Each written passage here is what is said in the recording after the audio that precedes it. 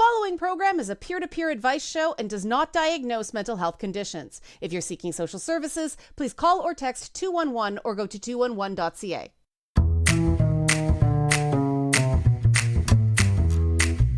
Hello, listeners around the world on radio, streaming, and podcast services. This is Not Therapy. I'm Liana Kersner, and I am not a therapist, but I am your source for navigating the madness of mental health using my top 10 sayings for going good crazy. This week, I'm trying a slightly different audio configuration, so bear with me if something sounds off.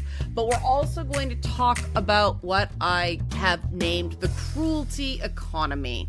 I Googled this term and nothing came up, so I'm going to say it's new and I'm coining the term, and let me tell you what I mean by it. Now, my guest this week is going to talk to us about how to deal with meanness, rudeness, and other kind of cruelty. Jennifer Keluskar, Ph.D, clinical psychologist and an assistant teaching professor of Biobehavioral Health at Pennsylvania State University. She'll be on later to help unpack this and find out alternatives to what I call driving up inflation in this cruelty economy. Very few people just decide, I'm going to be mean right out of the blue, right? They're usually fighting back against some sort of perceived injustice, and they think that fighting back mean with more mean is the way to do that.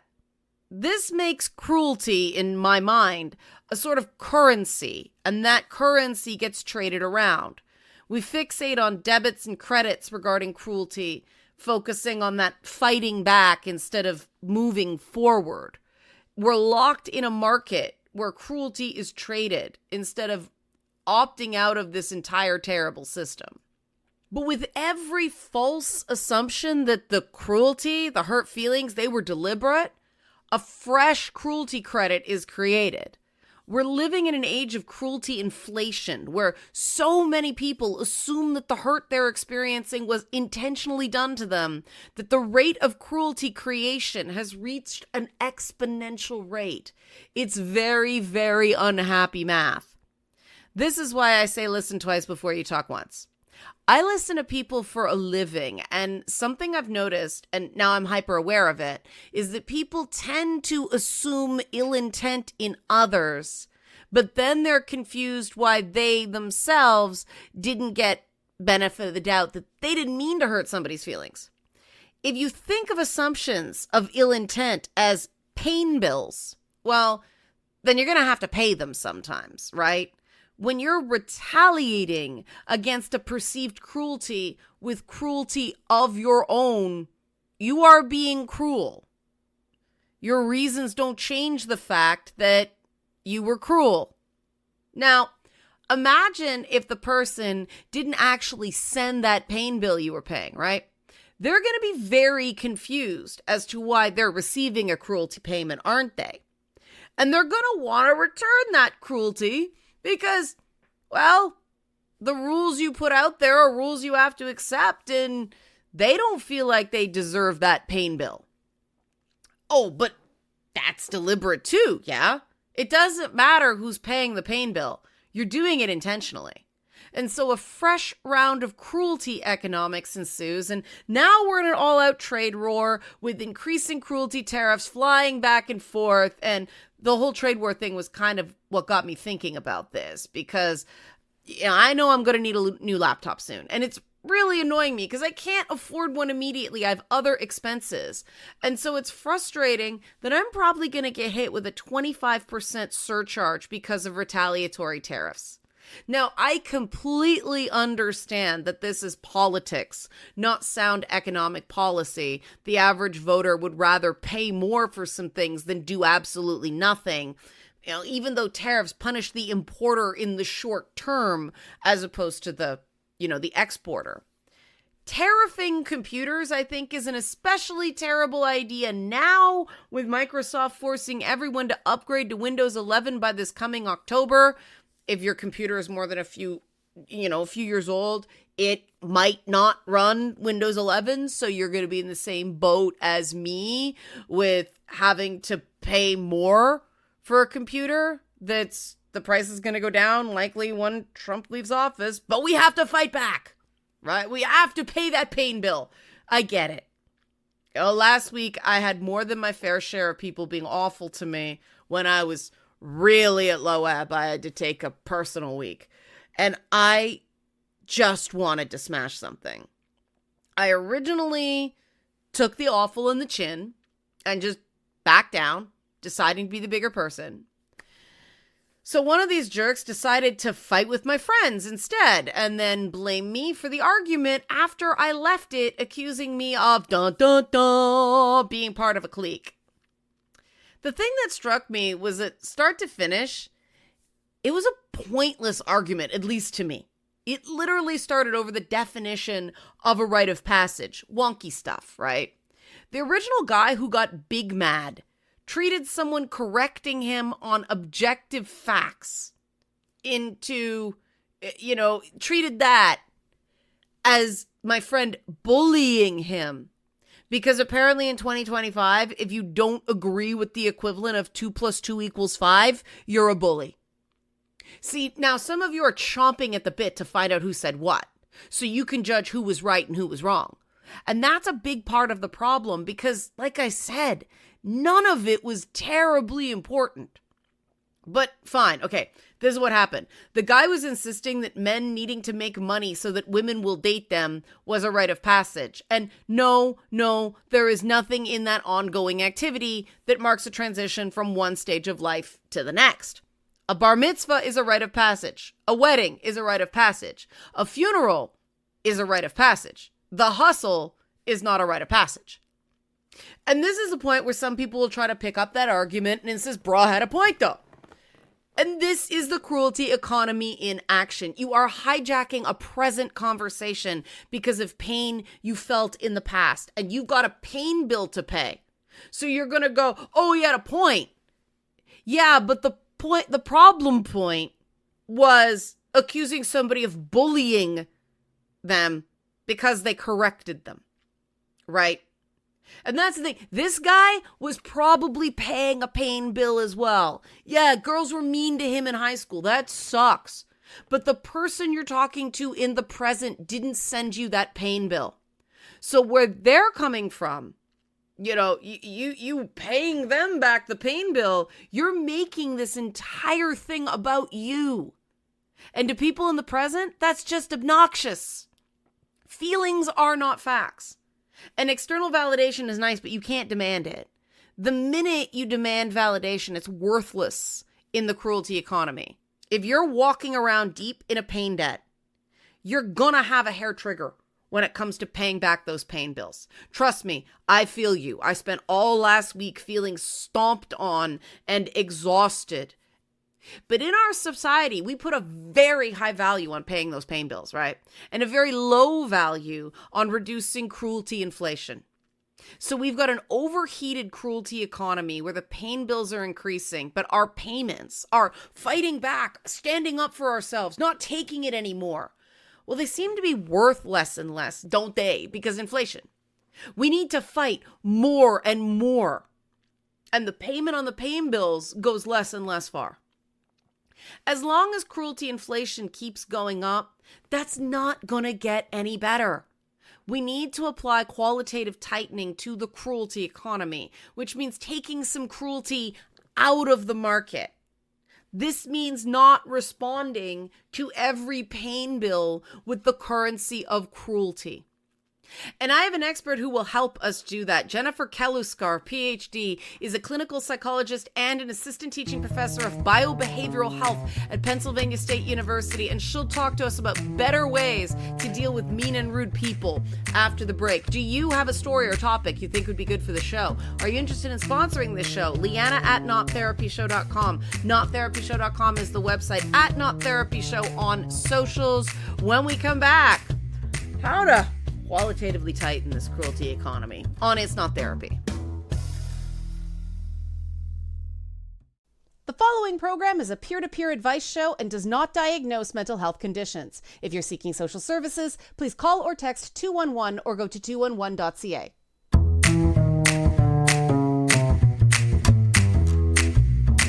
We're back back at It's Not Therapy. I'm still Liana Kersner. I am still not a therapist, and we are still talking about the cruelty economy. And as promised, I have a guest that is going to help us navigate alternatives to inflation in the cruelty economy. I have Jennifer Keluskar, clinical psychologist and assistant teaching professor of biobehavioral health at Pennsylvania State University. Jennifer, welcome. Thank you for being kind enough to come on It's Not Therapy. Thank you so much for having me. I'm so excited to be here. Now, we reached out to you because you did an article on, you're in the emotional regulation category of Psychology Today, and it was the best way to deal with meanness and rudeness. And you told a story yourself about, I'm like, oh no, I was afraid for you because you're biking in the snow. And to a Canadian, that is so perilous, right? And you did what people did a lot. The road's too slushy, so you go on the sidewalk. That's right. And you had the reaction that a lot of cyclists, I think, are familiar with here, especially in downtown Toronto, of use the bike lane, right? This woman, it was a woman that just started yelling at you. Yes. Yeah. And you had the all too familiar response of being really shaken by Yes. that. Yeah. And that's where I want to start because I think everybody can relate to that. Somebody just getting aggressive, it has a biological response. It does something to our physiology. And I think understanding why dealing with meanness and rudeness is so difficult starts there. So, what happens to our bodies when somebody just comes at us like that? It activates our autonomic nervous system, which is basically this part of the nervous system it regulates involuntary functions. And specifically, it activates the part of this nervous system, of the autonomic nervous system, that essentially brings about the fight or flight response. It's a very primitive response. We really have little control over it happening. It's more so how we respond to it that's we have relatively more control over. Yeah, and that panic response, that freeze, fight, fawn, or flight response, it leads to bad decisions, right? Yeah. Yes. Yes. And Sometimes, I guess, like sometimes it could allow us to get away from a threat more quickly. But the thing is, our bodies respond to threats that are actually threatening our lives and threats that are not so life-threatening, but psychologically threatening, really in the same way. And it's the latter where we kind of get ourselves into trouble sometimes. yeah, because threats to our sense of belonging, our sense in of place in the social order are very threatening. Our brains can't tell the difference between, old school, oh, I'm going to get eaten by a saber-toothed tiger, or I'm going to get hit by a car, and I'm going to be ostracized. I've done something wrong. My place in society is now being jeopardized. And people are in a constantly heightened state that way. It seems that the fear of being knocked out of the social order is one of the most profound sources of anxiety that people are dealing with now. Have you found that in your work as well? Absolutely. And I'll just add that this is a fear that is very much part of being human. We're a Hmm. social species. But I would say that the individuals I work with who largely present with issues like anxiety disorders, it's like even more heightened for them. And that could make daily life stuff that happens seem less tolerable, really. Yeah, if every kind of negative social exchange goes from that person's mad at me, they're going to contact my employer. The employer is going to think I did something wrong. I'm going to get fired. Like there's no way to walk that off when that's the way your brain is going. Sure, it's tough. Yeah. And I find a lot of young people coming out of the educational system with that. We call it catastrophizing, but that's what they're told is going to happen, right? Like if you don't study hard in grade 9, they're going to look at your grades for college and you're not going to get into a good school. So you're not going to get a good job. So you're going to be penniless and homeless when your parents are gone. Like we do this to people. Yeah, one of my favorite research studies as of late is a meta-analysis by the perfectionism expert Thomas Curran that basically shows that at least amongst college-aged individuals, there has been an increase in perfectionism since I believe the 1980s. And I often think about how that's really related to a lot of this increase in mental health issues and anxiety. It fuels this binary thinking. I'm either a success or I'm a failure. And if I'm a failure, if I fail at something, I'm a failure as a person. Yeah. And meanness can really pick that scab, right? Oh, When oh, for sure. someone is going, you are a failure as a person because you drove on the sidewalk for one intersection, right? Yes, That really gets to that insecurity. It's taking something that's a seed that's already been planted and just like bombarding it with radiation so it turns into the guy from Little Shop of Horrors, right? yes, It's amazing how unnecessary aggression, unnecessary cruelty can really rattle us. yes, And this goes into the next part of your article where the first thing we tend to do is ruminate on it, right? Like just go over and over and over it, right? yes. What does that do to It us?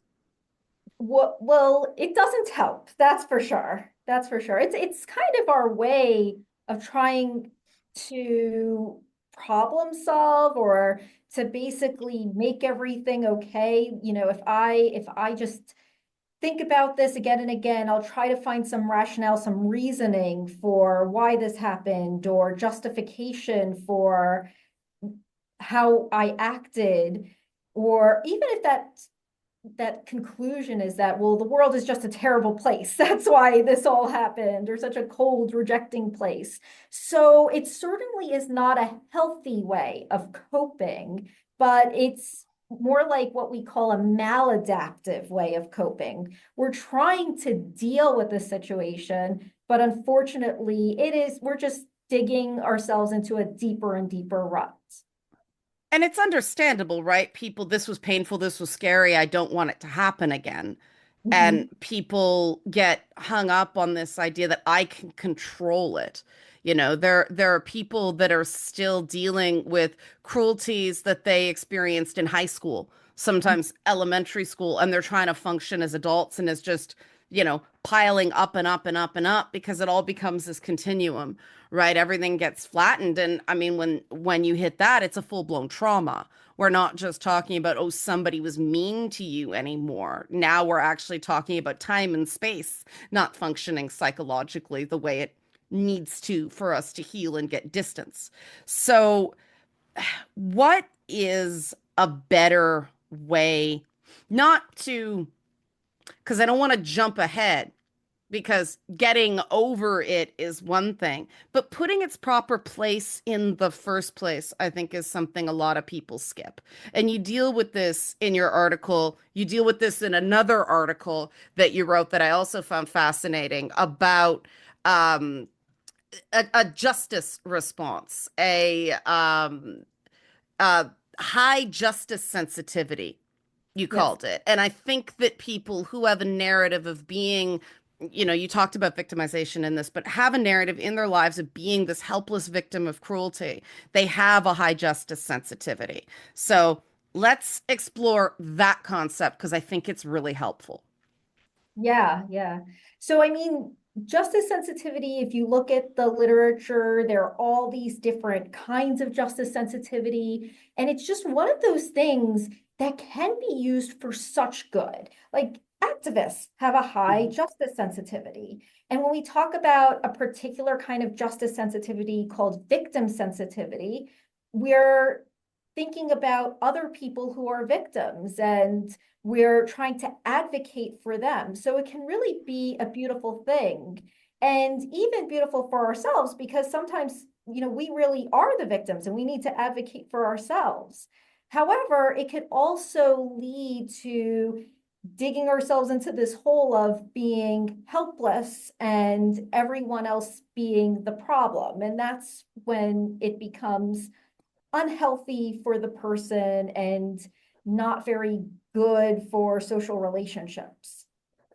Yeah, I've seen that a lot in, younger adults where activism is the new rock and roll Yeah. right now, right? And they have this, you know, inaccurate assumption, right? Like a fundamental attribution error that everyone else is totally in control and they know exactly what they're doing and they've got it all figured out and they are the lone person that is just helplessly flailing against the world. And that's not true. The vast majority of us are just muddling through each day.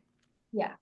And I do find that this idea of justice and this idea of there being entire classes of people who simply by existing are unjust. It's getting generations stuck. And I Mhm. don't want to politicize this too much. I want to keep it in the realm of psychology. But that idea, right, of, oh, you drove on the bike lane just to be a jerk instead of it's because the road was unsafe. That's part of this continuum. It really Right. is related. Yes. Yeah, and I'm careful because I make the smash patriarchy jokes, but at the same time, we really have to be careful that we're not engaging with the entire world through victimhood because that is that justice sensitivity, Mhm. right? If you're constantly, it's not fair, it's not fair, it's not fair, you're never going to engage at an emotional age of more than about 6 years old when that idea starts forming. Right. Right. Now, what are the pitfalls of this? Because you're the expert when you're coming at these things from the position of that person who yelled at you for driving on the sidewalk, which I like this example because big deal. No one got hurt, Right. right? It's a guideline, but in inclement weather, it's like you don't listen to speed limits in inclement weather. You drive at the speed it's safe. Right. Right. So same thing. You were doing what you perceived to be safe, but this person who clearly was kind of at the end of their rope somehow decided a good idea was to yell at you for Right. that. What do you think was going on with that other person in that moment that we can relate to and sort of not be that guy? Oh, I see. Hmm. Yeah. I mean, if I may give the most honest answer, I have no clue. I have no clue. And that's, I think, an important part of all of this. One of my clinical supervisors years ago, he said something that I'm sure many parents and mentors have said to other people, and it's that you never really know what another person is going through or has gone through. So maybe she was just having a bad day, right? And as I was trying to cope with this situation, there was this rational voice that was whispering this in my mind. Like maybe she was just having a bad day. Maybe she's not feeling well. Like something is off in her body. It's making her emotions really hard to control. And while that rational voice was going on in my mind, that autonomic nervous system was still Yeah. getting really activated, and I still felt like a wreck. That's the what DBT clinicians would call the emotional mind versus the rational mind. So you can Hmm. all the rational good sense in the world, but you're still going to feel awful because that emotional piece that it took me a while to attend to. And I can go on about that a little bit more. Yeah, I think that's really important. And it's a great way to tease a break. So hold on a second. We're going to take a break. We're going to come back with Jennifer Keluskar, Ph.D., assistant teaching professor of biobehavioral health at Pennsylvania State University. I completely butchered that, but we'll be back more with Jennifer after this on It's Not Therapy. The following program is a peer-to-peer advice show and does not diagnose mental health conditions. If you're seeking social services, please call or text 211 or go to 211.ca.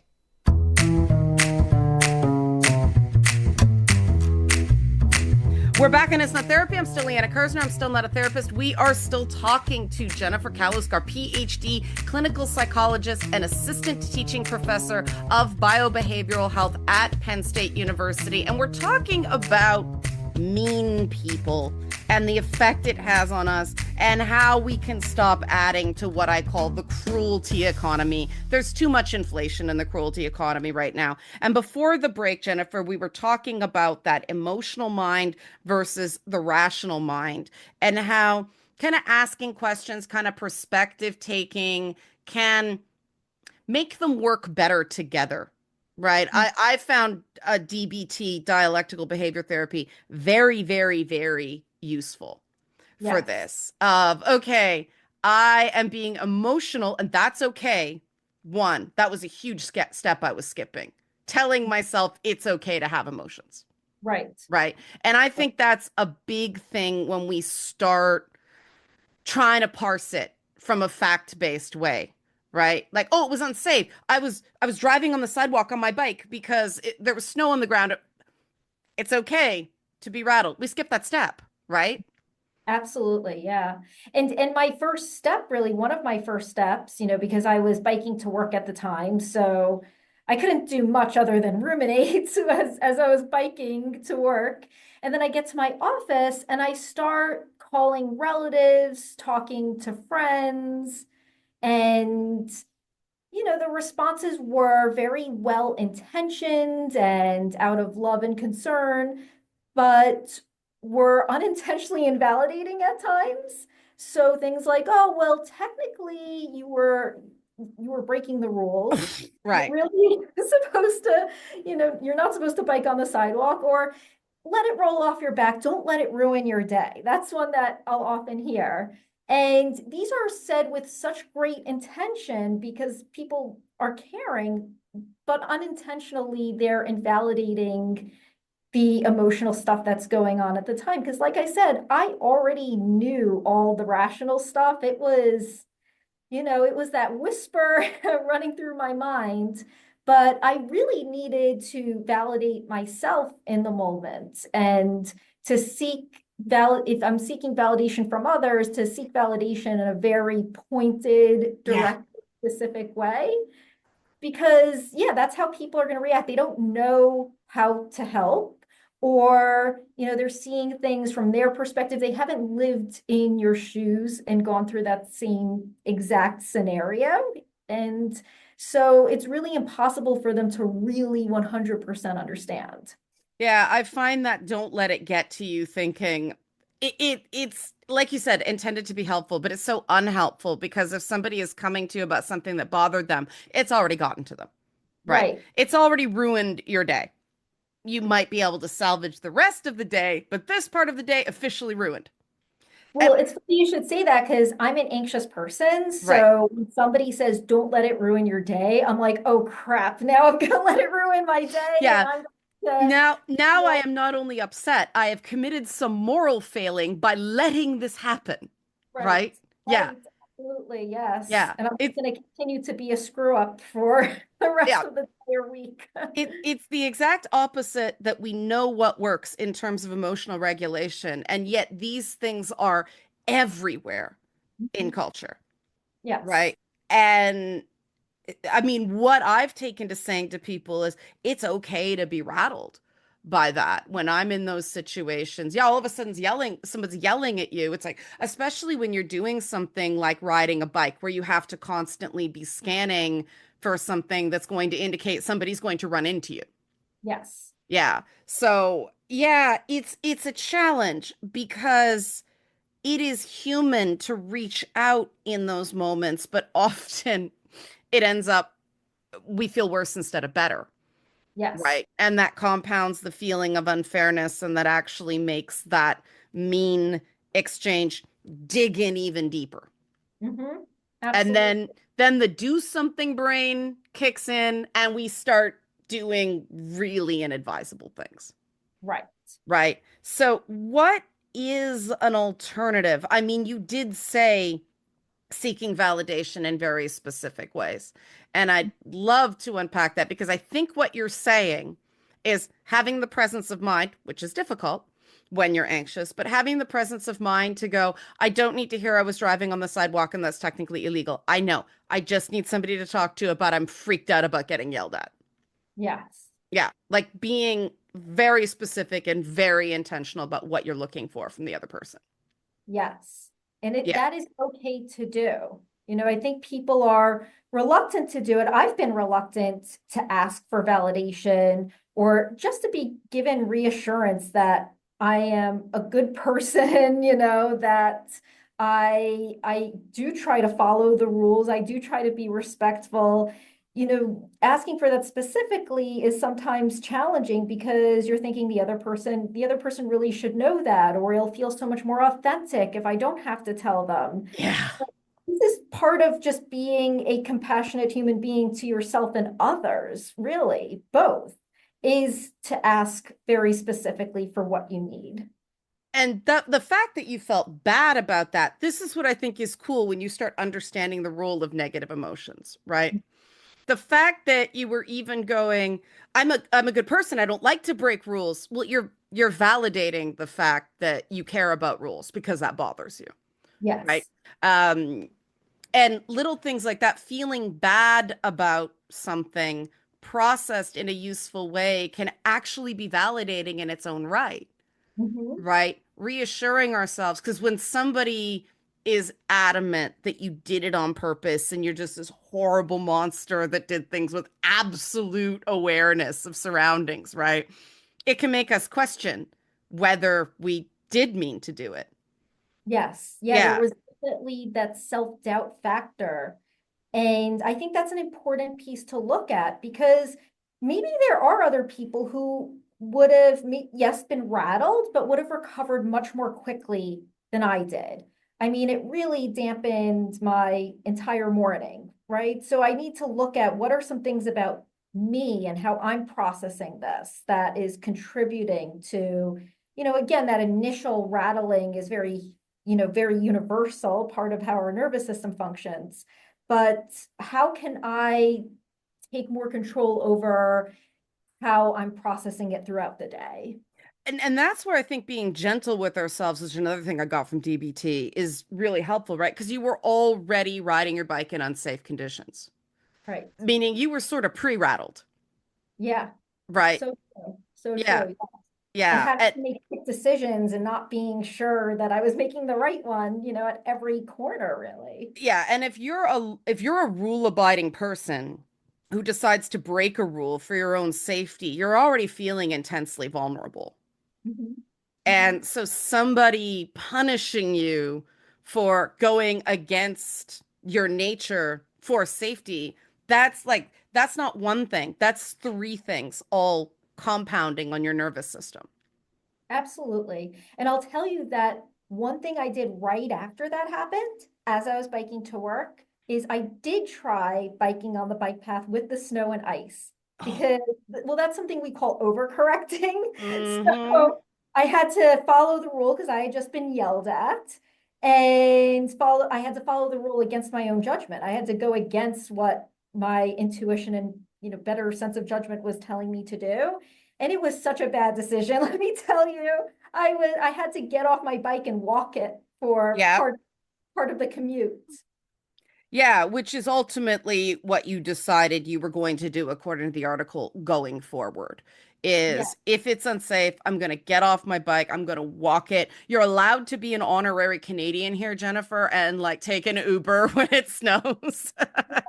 Yeah. I know you're adding to a carbon footprint, but the Uber driver could be driving a Prius, so you're okay. But yeah, those are the sort of things. It just shows how complicated our decision making is. Yeah, And it is. yeah, and I do think that we spend so much of our lives on this tightrope, balancing a sword on our nose instead in terms of moral decision making.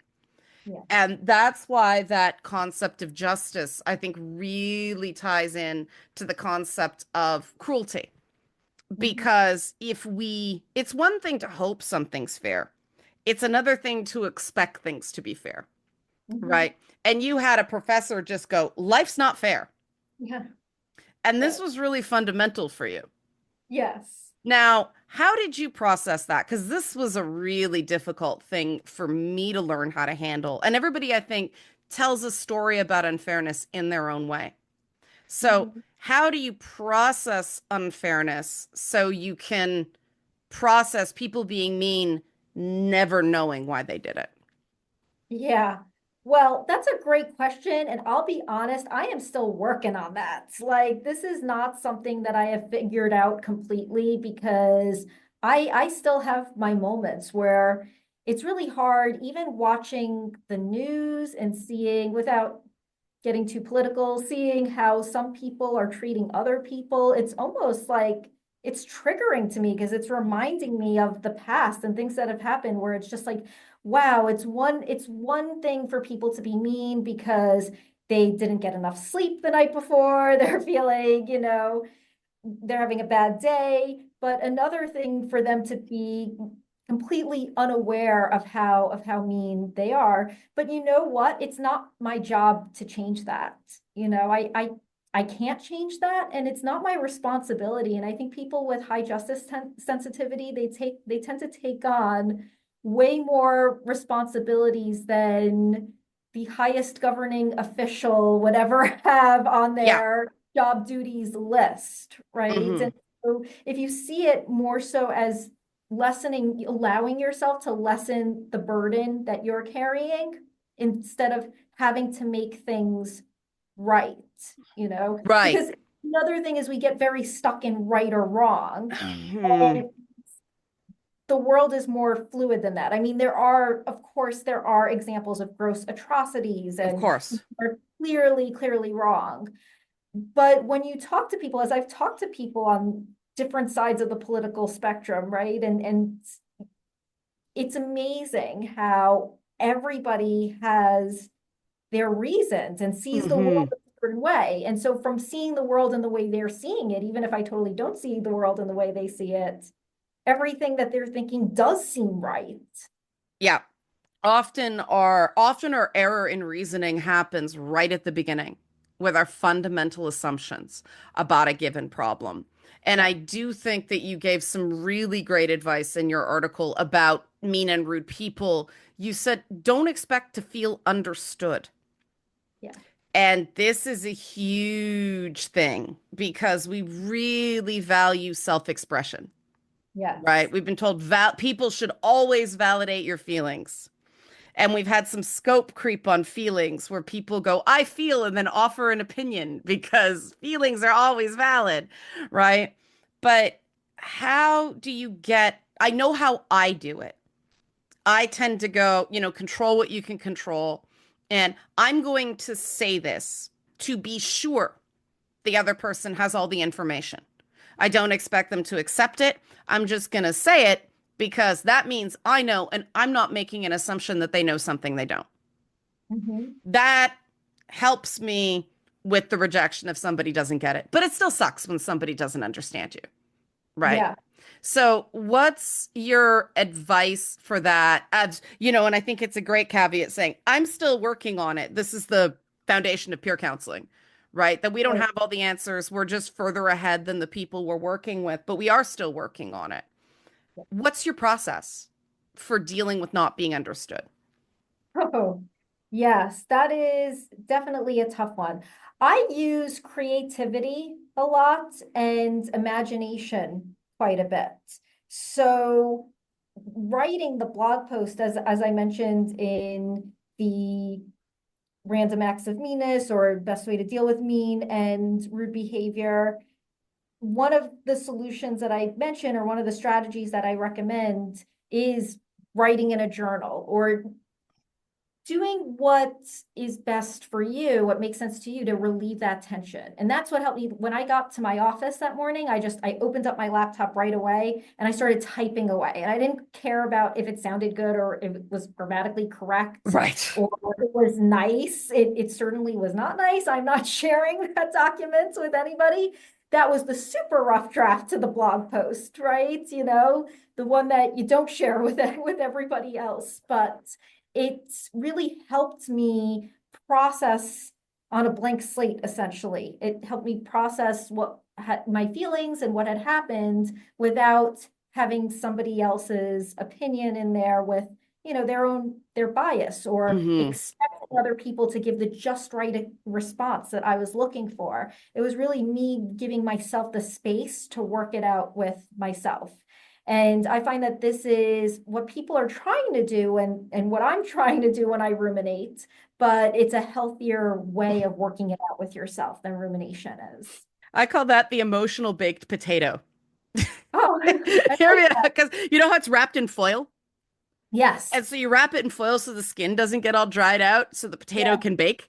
And when you're going, keyboard to me, it's like baked potato brain, Yeah. you Yeah. know? And you don't open the foil until you're done roasting, or else you're gonna dry out. Right. Yeah. Right. Yeah. I, And I, oh, sorry. I think that's really, really important that you have a first draft of your thoughts. That's a Yeah. great idea because that means you can say anything and, be as unfair as you want and get that out. And then you look at it and go, no, this isn't really what I think. Exactly, exactly. Yeah. And it allows me to, because another thing that people are often told is, well, just calm down, Yeah. take a breather. And it's like, no, I can't calm down. That is like the farthest thing from what I can do right now. And so I happen to enjoy typing. That's a strength of mine, a skill that I enjoy. And so it allows my fingers to keep moving. And sometimes that motion can really help the emotional part of your mind, help Yeah. it down. The idea that we can force ourselves to calm down is another one of those horrible social things, Right. right? Because it's physiologically impossible. Yes, we can control our breathing. Yes, we can practice mindfulness, but we need some time for all that cortisol and adrenaline to get out of our system. Yeah. I think one of the best things we could do in the world is just when someone comes in rattled, give them that 20 minutes to the half an hour Yes. because they're going to take it on their own or they're going to take it around people they might take it out on.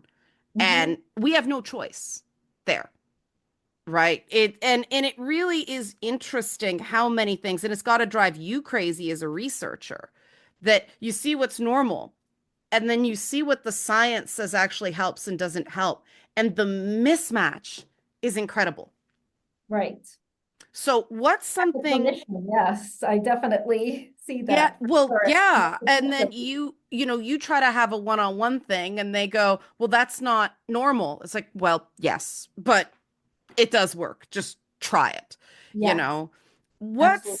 What's one thing that could have helped you when you had, because we know that the behavior of bystanders, especially when someone's been bullied or abused, like Yeah. beyond meanness, like when it is sort of systemic, when there's an element of deliberateness to it.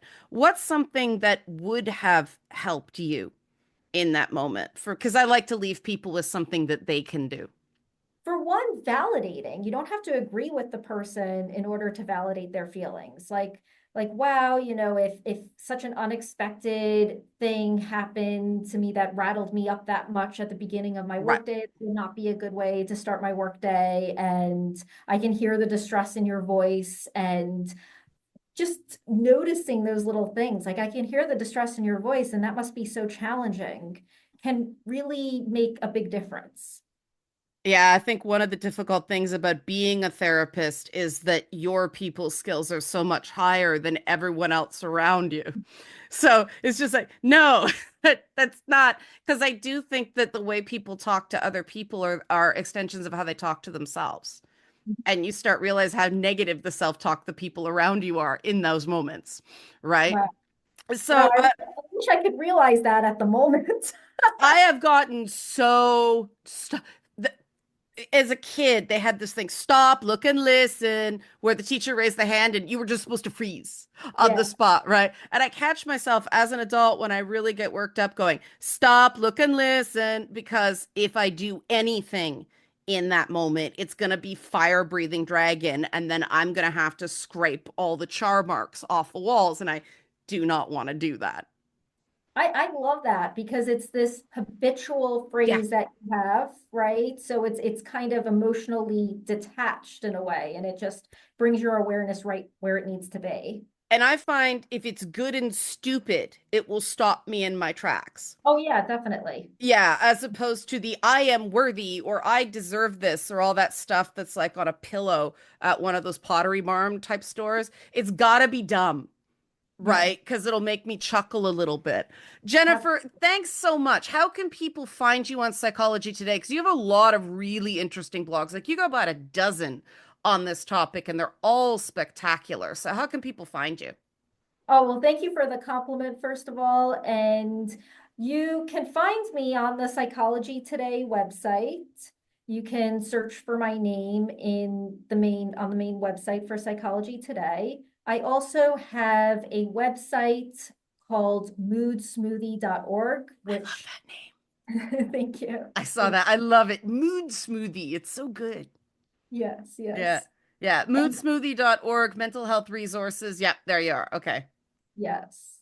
Yeah. And even I believe the link to my Psychology Today post is on the website for Penn State as well. Oh, cool. Okay, but you are here and it's a really easy thing to remember. Mood Smoothie. Like it's got all those long O's. It's fantastic. Moodsmoothie.org. Um, Jennifer Keluskar, Ph.D., Penn State. Jennifer, thank you so much for coming on It's Not Therapy and sharing, what was a really vulnerable moment for you as a person as well as a professional. Well, thank you so much. It's been such a pleasure. This has been so much fun. Yay, we turned a discussion of cruelty into fun. And when we come back, a few more minutes of fun, precious few, probably about 90 seconds when we come back. Why am I wasting time? We'll be back after this final break and It's Not Therapy. The following program is a peer-to-peer advice show and does not diagnose mental health conditions. If you're seeking social services, please call or text 211 or go to 211.ca. We're back and It's Not Therapy. I'm still Liana Kersner. I'm still not a therapist. I have about a minute left, so we're going to get right into it because it's a lot to handle. And again, back to the pain bill. You don't have to respond to every pain bill with the currency of cruelty.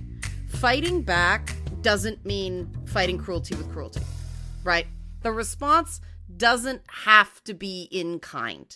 Don't make problems that aren't your fault lead to mistakes that are. Top 10 phrase, right? If someone's mean, you can fight back by cutting off their cruelty line of credit. Stop giving them access to you. Park your emotional assets. Believe it or not, this actually makes them angrier than fighting with them. So it's a double whammy, right? They'll likely accuse you of cruelty, but they are wrong. Being cruel is a choice. They made a choice. Now you do. And you can choose to respond without cruelty. Questions, comments, concerns, Liana at nottherapyshow.com. Nottherapyshow.com is the website. At nottherapyshow is our socials. Time is a cruel mistress and we are out of it. You're crazy is only a problem if it's hurting you.